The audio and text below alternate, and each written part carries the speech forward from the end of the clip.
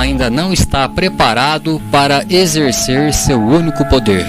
Como fica o espírito quando a pessoa entra em coma? Os cuidados com o corpo e os cuidados com a alma. É comum a pessoa encontrar seus entes queridos logo depois da morte? O que acontece com pessoas que não assumem responsabilidades? Caminho de Damasco completou seus 81 anos nesta semana. Muito bom dia, ouvinte de Momento Espírita. Hoje, domingo 22 de novembro de 2020, estação primavera. Agora são 11 horas e 33 minutos em Garça. Ouça e recomende o nosso programa Momento Espírita, que pode ser ouvido ao vivo pelo site da emissora, no endereço www.uniradio.com.br. E você ainda pode ouvir este programa em qualquer outro horário, acessando o site do Centro Espírita Caminho de Damasco, o Facebook ou ainda o YouTube. Se você tem dúvidas, críticas ou sugestões, mande um recado para o programa, por o telefone ou por WhatsApp. Participe! Nossos contatos são os seguintes, todos com DDD 14. Telefone fixo aqui da Unirádio 3471-0700, celular 981-792405 ou WhatsApp 997-512397. Você ainda pode escrever para Momento Espírita, Rádio Universitária, no endereço Avenida Doutor Labieno da Costa Machado, número 1725, CEP 17.400-000 Garça, São Paulo, ou pode ainda trazer o seu recado pessoalmente. Todo domingo, sorteamos um livro entre os ouvintes que nos ligam até o meio-dia, apenas para dizer que estão ouvindo o Momento Espírita. O livro que vamos sortear hoje é Espelho d'Água, romance do espírito Alice, pela médium Mônica Aguieiras Cortá. A história se passa na Idade Média, ao tempo da Inquisição, que levou milhares de pessoas à fogueira. As personagens são Alice e Aline, irmãs gêmeas, cada uma com seus diferentes dons mediúnicos, em meio às ameaças da perseguição religiosa. Publicado pela editora M, Espelho d'Água já foi distribuído pelo Clube do Livro Espírita de Garça. Se você quer concorrer a um exemplar dessa obra, Espelho d'Água, ligue num desses telefones. 3471-0700, 981-792405 ou mande uma mensagem para o WhatsApp 997-512397, todos os números com DDD 14. Ganhou o livro no domingo passado a ouvinte Eide Roque, residente aqui em Garça. A edição deste domingo conta com o comando técnico de Guilherme Souza.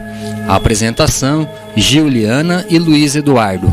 Mares atendendo o telefone e a participação especial da Sônia.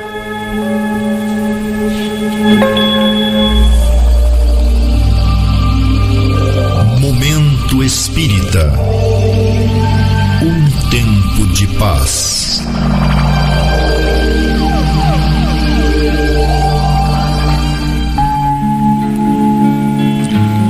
Prezada ouvinte, prezado ouvinte.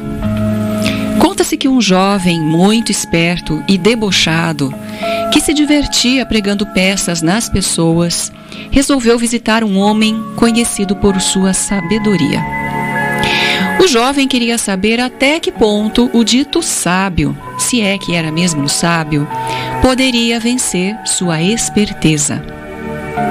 O sábio era um homem simples e quase sem instrução, mas que se tornara conhecido pela sua capacidade de visualizar soluções para as questões intrincadas.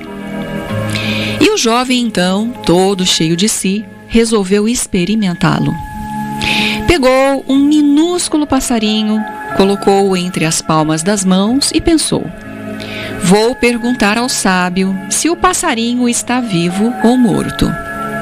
Se ele responder que está morto, abro as mãos e o passarinho sai voando. Se ele disser que está vivo, esmago o passarinho com as mãos e o apresento morto.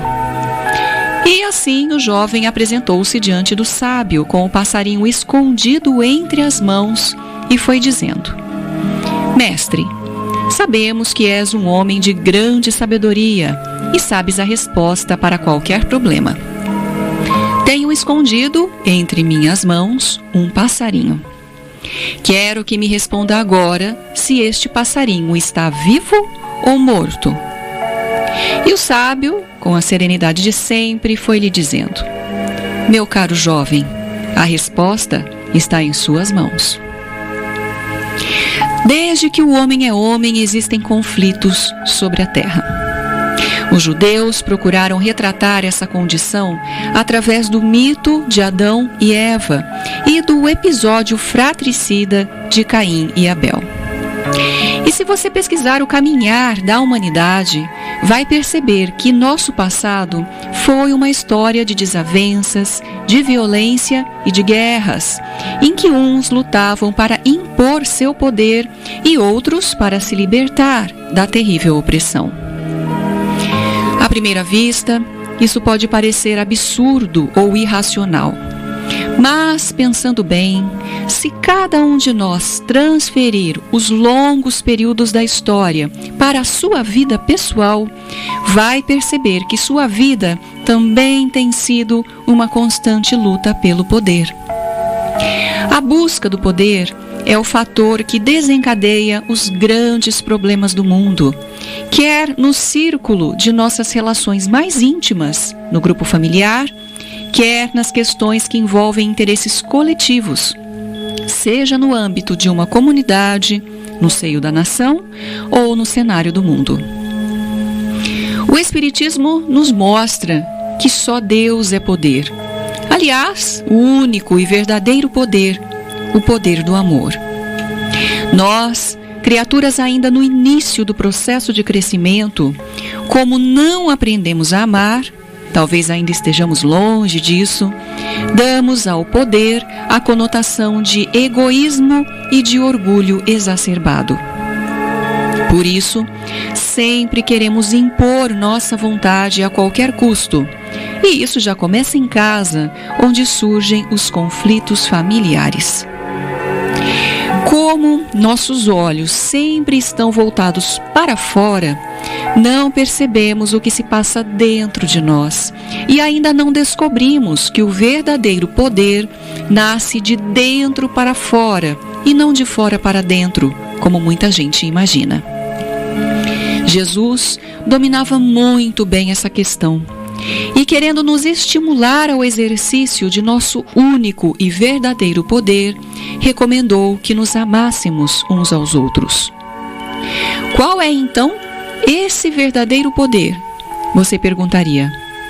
É o poder que cada um tem sobre si mesmo e não sobre os outros. Esse poder, quando verdadeiramente o adquirimos, é uma força quase mágica que nos encaminha para a perfeição. É o poder que Jesus exerceu de forma plena nesta vida, dando o exemplo de abnegação e coragem para demonstrar que podemos ser perfeitos como nosso Pai Celestial é perfeito.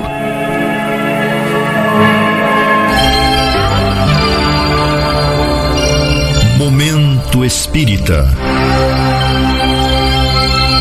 O rádio é do ouvinte.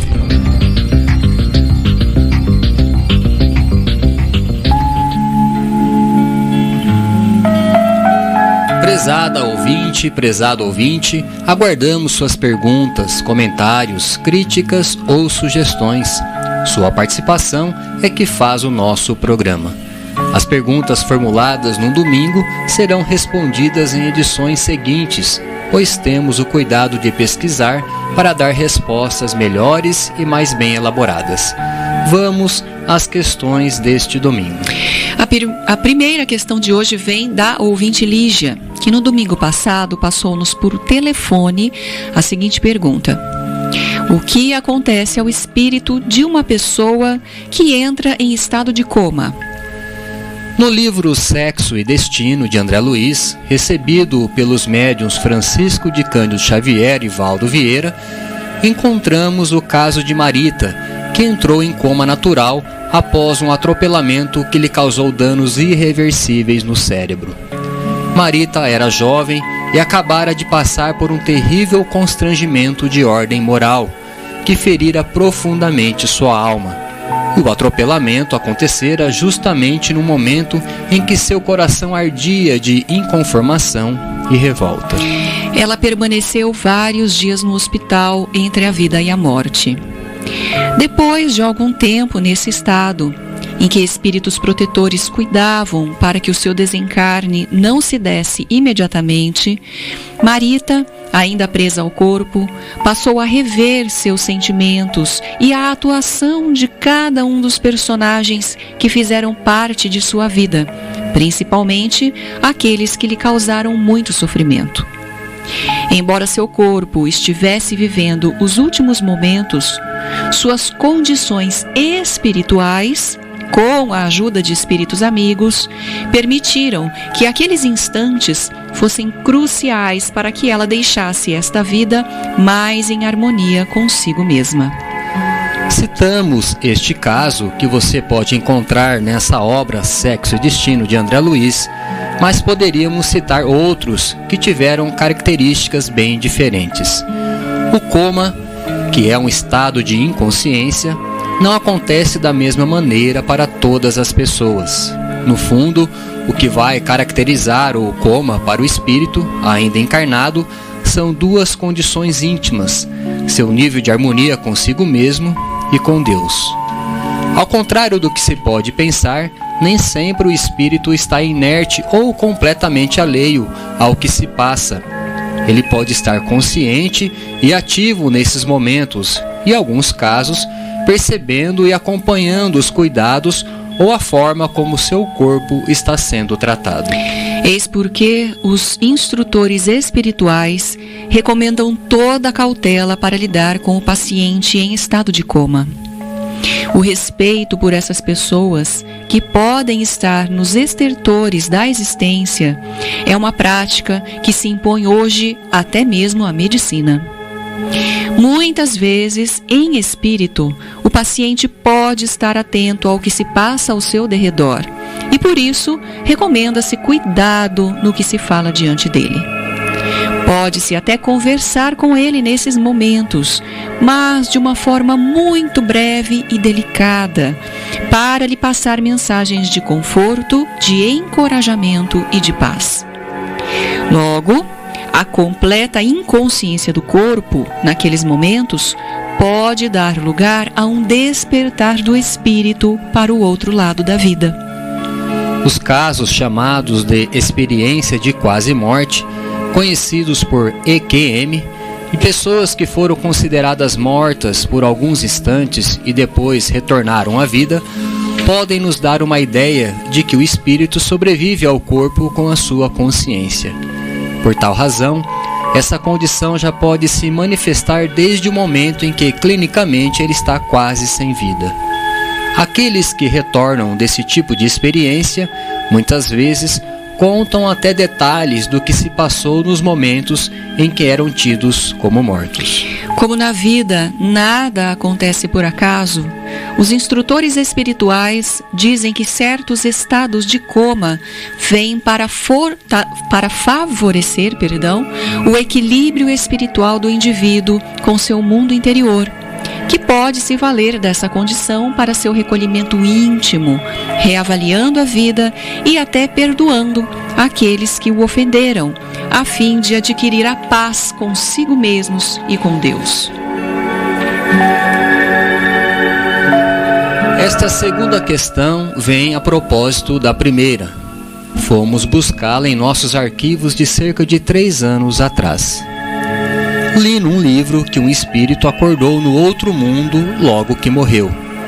Ele encontrou vários parentes falecidos que vieram recebê-lo e chegou a assistir seus funerais. Isso acontece com todos os espíritos ou só com espíritos mais adiantados?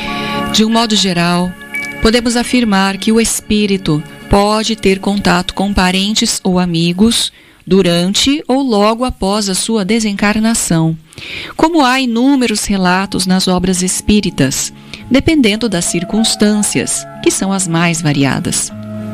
No Espiritismo, dizemos que o espírito desencarnou quando o corpo não tem mais vida. Na ordem natural das coisas, portanto, a morte vem antes da desencarnação. Regra geral, estando morto o corpo, o espírito começa a se desprender, e isso pode durar horas. No entanto, cada caso é um caso. Falamos em termos gerais, mas existe uma série de variações, dependendo do espírito e das circunstâncias da morte. Há espíritos que passam mais ou menos conscientes do estágio de encarnado para o de desencarnado. Isso depende de cada caso. Para alguns, os mais esclarecidos e serenos, passar consciente para o mundo espiritual é bom e até prazeroso. Para outros, principalmente os que levam sentimentos de culpa e remorsos, tomar consciência da morte e da desencarnação pode ser motivo de desespero. Portanto, o fato de tomar consciência da desencarnação em si não depende do nível de elevação espiritual. André Luiz, em suas obras, principalmente em Obreiros da Vida Eterna, traz alguns interessantes relatos sobre detalhes da morte e da desencarnação. É comum o espírito passar para a vida espiritual em estado de confusão mental e permanecer assim por algum tempo, como se estivesse sonhando ou mesmo num pesadelo. Mas isso depende das suas condições íntimas. Do mesmo modo que aqui na Terra, sofremos alguns impactos emocionais quando passamos por uma situação inusitada. Um caso típico de desencarnação que não seria bom tomar consciência imediata da situação é a que decorre de morte por acidente ou por assassinato, devido ao impacto emocional negativo que a vítima sofre com a morte violenta. Nestes casos, temos visto comunicações de espíritos que tiveram morte violenta, mas que foram recolhidos no plano espiritual para tratamento de sonoterapia, com duração mais ou menos longa, dependendo de cada caso, antes de tomarem consciência de que lhes aconteceu.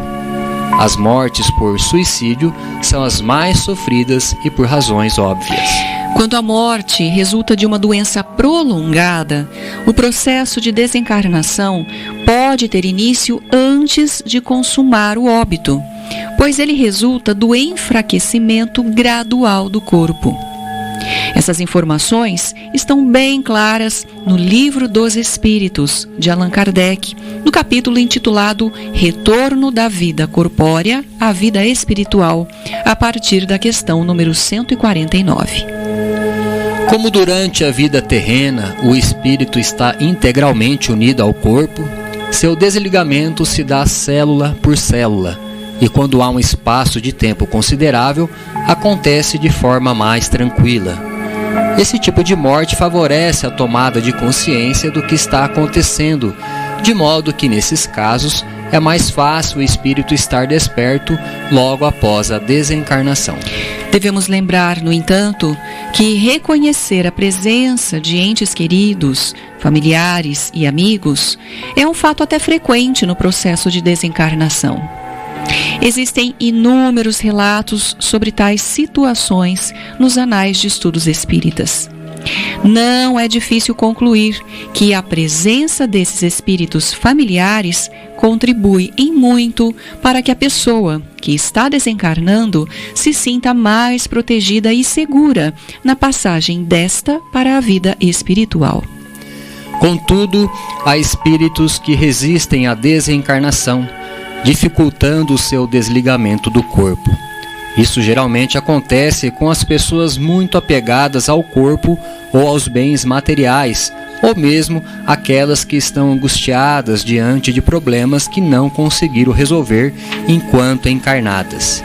Do mesmo modo, há espíritos que, mesmo desencarnados, ainda não sabem que deixaram esta vida, passando a viver estados de completa ilusão a seu respeito.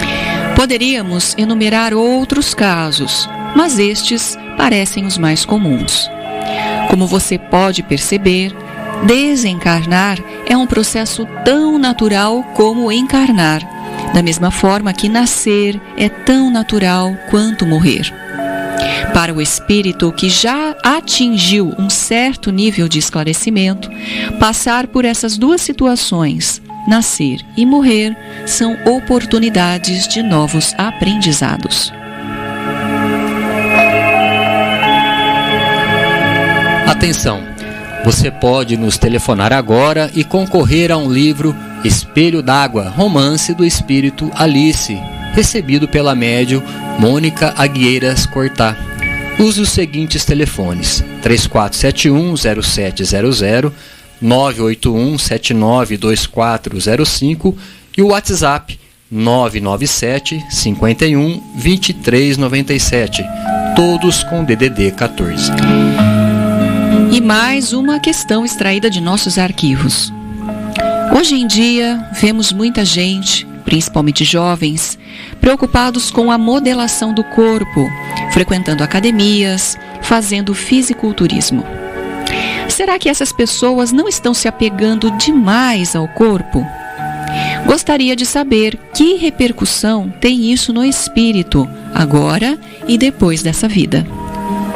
A doutrina espírita, como Jesus, dá prioridade ao espírito. No entanto, ela também nos lembra que não podemos descuidar do corpo.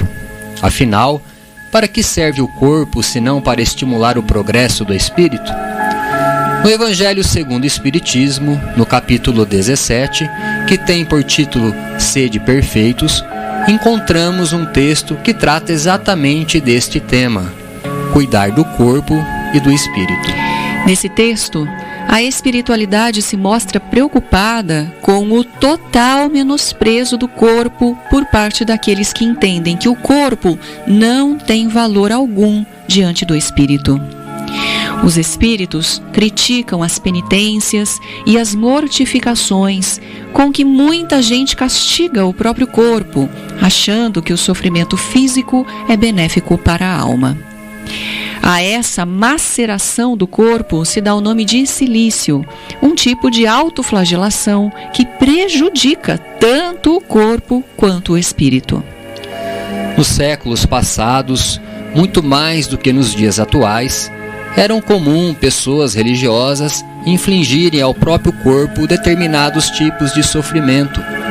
Impressionadas com o flagelo sofrido por Jesus, e mais que isso, culpando-se pelo seu sacrifício para nos salvar, segundo a crença renante, elas passaram a acreditar que Deus quer o nosso sofrimento e que somente esse sacrifício extremo do corpo pode nos levar a Ele.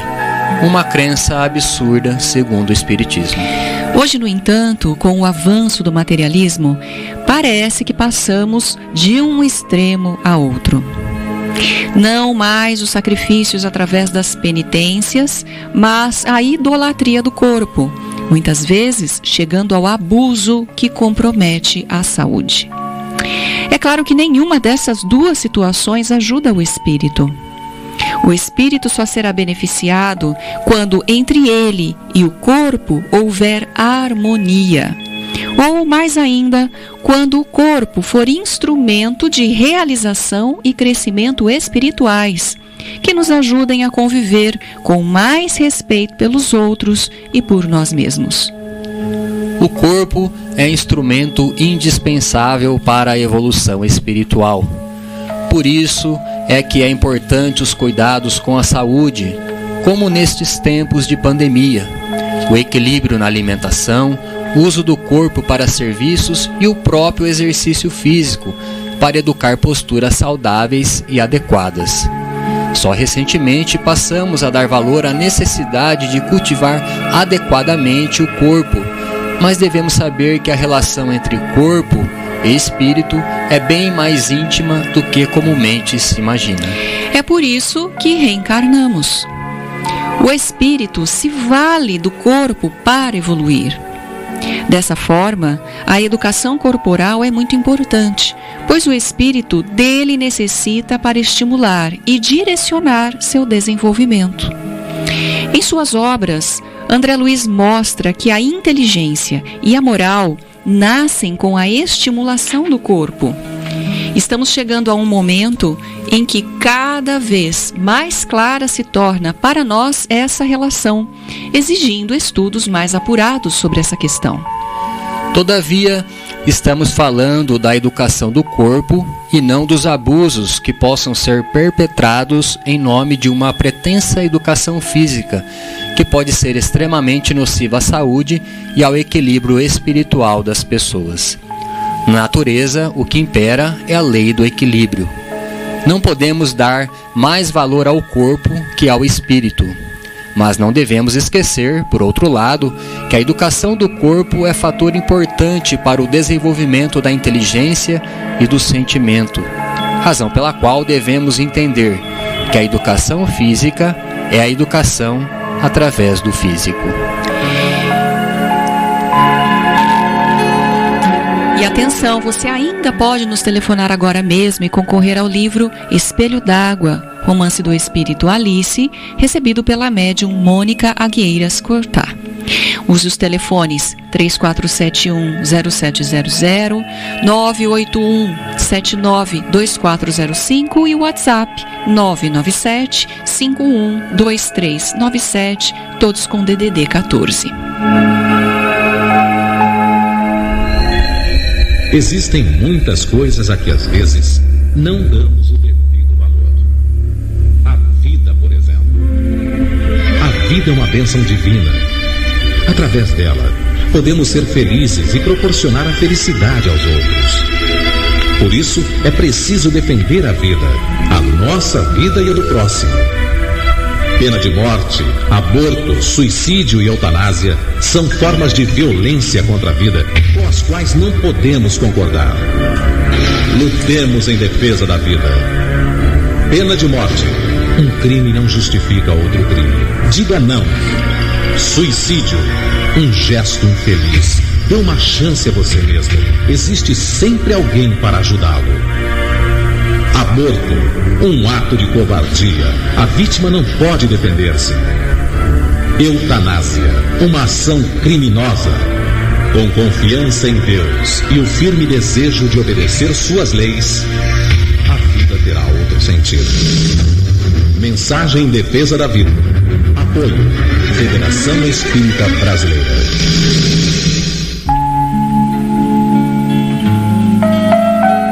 Estudando a doutrina espírita, ainda sobre a missão do homem na Terra. Dentro do capítulo Missões e Ocupações dos Espíritos, do Livro dos Espíritos, vamos continuar falando do homem e sua missão no planeta. Allan Kardec perguntou na questão 574: qual pode ser a missão das pessoas voluntariamente inúteis? Os Espíritos responderam: há, efetivamente, pessoas que não vivem senão para si mesmas e não sabem se tornar úteis para nada. São pobres seres que é preciso lamentar, porque expiarão sua inutilidade voluntária e seu castigo começa, frequentemente, desde este mundo pelo tédio e pelo desgosto da vida. De fato, é de se lamentar que existem pessoas que aparentemente não se preocupam com nada. Sua percepção da vida se restringe ao aqui e agora e às suas próprias necessidades e caprichos. É como se o mundo existisse para elas sem que delas pudessem nada esperar. O problema não existia apenas na época de Allan Kardec. Hoje, especialmente, embora o mundo tenha dado um passo importante no campo do trabalho como instrumento do progresso social, existem pessoas pouco ou nada comprometidas com o bem geral, como se elas não dependessem da sociedade. É possível que essa tendência proceda realmente do espírito, mas não podemos deixar de levar em conta que depende muito da educação das novas gerações. Muitos pais estão preocupados com seus filhos nesse sentido. Alguns não se interessam em estudar e tampouco se dedicam a algum tipo de trabalho. É como se estivessem alheios à realidade do mundo e principalmente às suas próprias necessidades de crescimento e evolução. Nesse sentido, os pais têm filhos, crianças, e que os que estão recebendo filhos agora não podem deixar de se preocupar com eles, procurando se esclarecer sobre a melhor forma de agir, pois sabem que a maior recompensa que uma pessoa pode experimentar é a de se sentir útil e dona de seu próprio destino. Fora disso, a vida não tem sentido. Desse modo, a educação deve começar até mesmo antes de a criança nascer, através de uma postura positiva dos pais diante da vida, porque eles serão o exemplo, não tanto no que falarem, mas muito mais na maneira como viverem e atuarem na busca da solução de seus problemas e no esforço em favor do bem coletivo.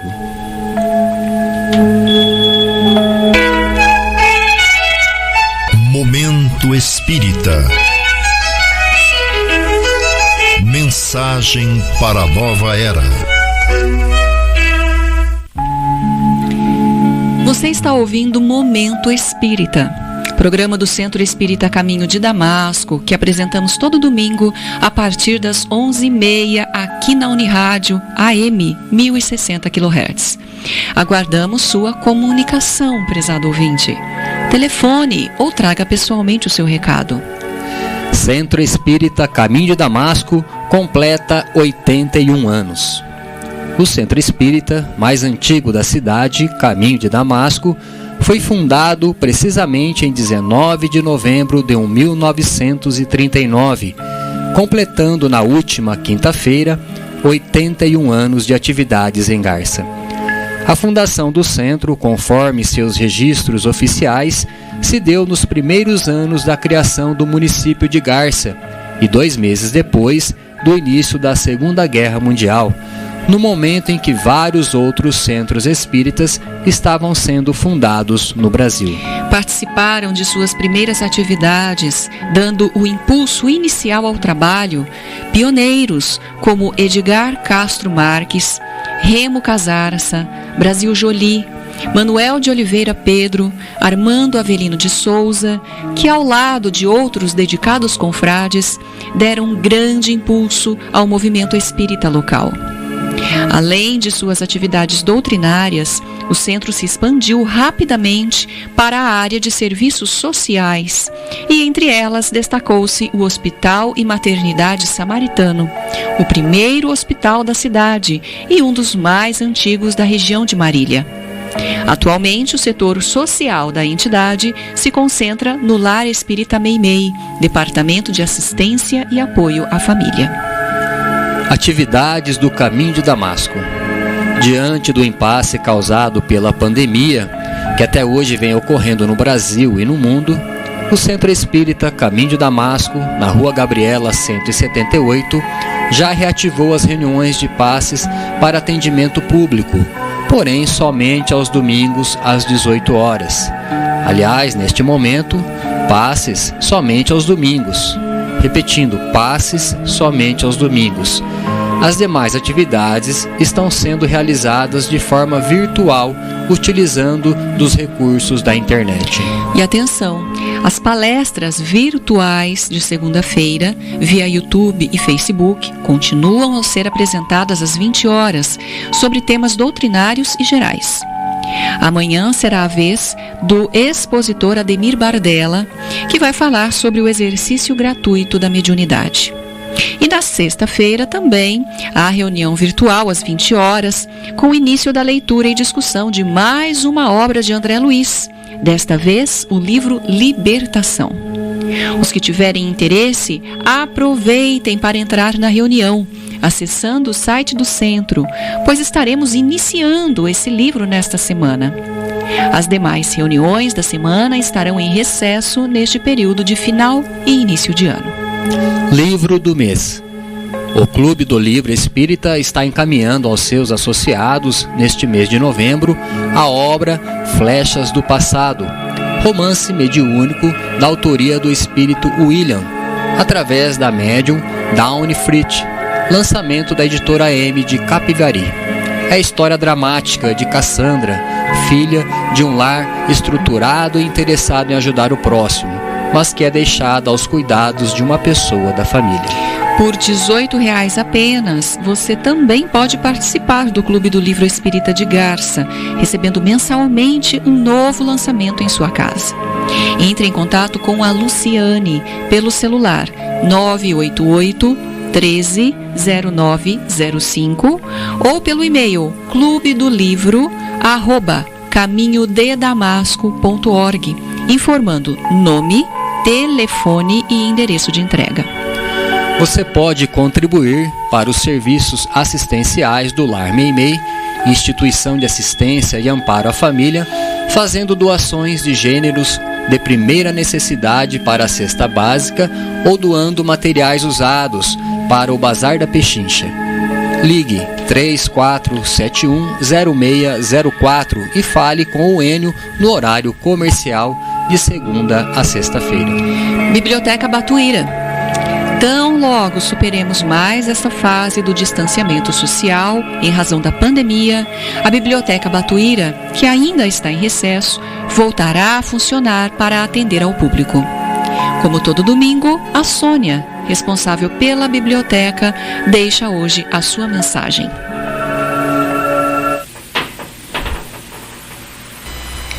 Bom dia, amigos. Estamos vivendo momentos difíceis, mas necessários à nossa evolução espiritual. Uma pergunta: você é homem de bem? Este é um bom momento de refletir sobre suas ações no cotidiano. Então, apresento um trecho do livro de Richard Simonetti, O Homem de Bem, editora SEAC, em linguagem clara, objetiva e bem-humorada. O autor comenta e exemplifica as virtudes enumeradas por Allan Kardec em O Evangelho segundo o Espiritismo, para ser um homem de bem, o melhor caminho para o bem viver. Chegará o momento em que deveremos devolver ao Senhor da vida os patrimônios materiais que administramos, retornando à espiritualidade.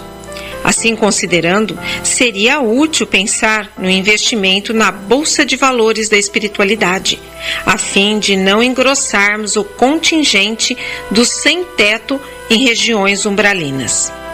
A empresa mais promissora é a BAP, Boas Ações para a Eternidade, com dividendos garantidos, sem risco de turbulências. A propósito, vale lembrar a história daquele homem que foi chamado a responder um processo em tribunal. Procurou um amigo para acompanhá-lo. Sinto muito, mas não posso. Consultado um segundo amigo, este disse: tudo o que posso fazer é ir até a porta do tribunal. Ficarei do lado de fora, torcendo por você. Um terceiro amigo proclamou: fique tranquilo, irei junto, vou defendê-lo. O tribunal é a morte. Todos seremos convocados um dia. O juiz severo é nossa consciência. O primeiro amigo são os bens materiais. Valem muito aqui, não valem nada do outro lado. Podem até nos comprometer se mal usados. O segundo amigo representa nossos familiares, que nos acompanharão até o cemitério, mas, simbolicamente, não entrarão conosco no tribunal. O terceiro amigo são as boas obras, que nos defenderão diante da morte e nos garantirão uma situação boa no além, tanto quanto nos proporcionam uma vida equilibrada e feliz aqui. Reflita sobre suas ações. Seja um homem de bem. Até semana que vem.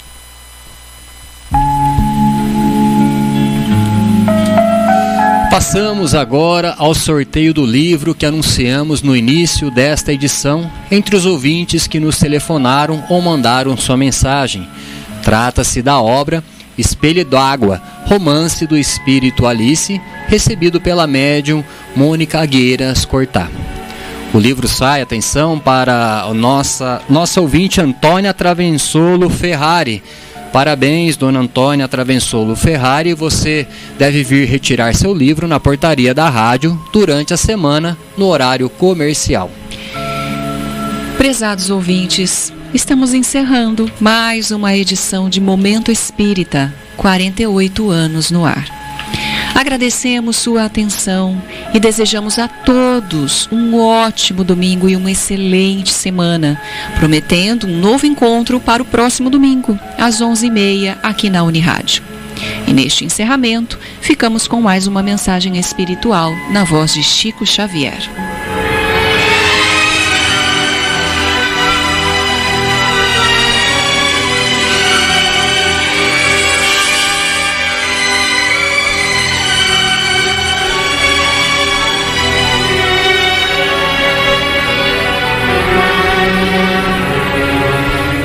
Um momento antes de negar-se aos apelos da caridade, medite um momento nas aflições dos outros.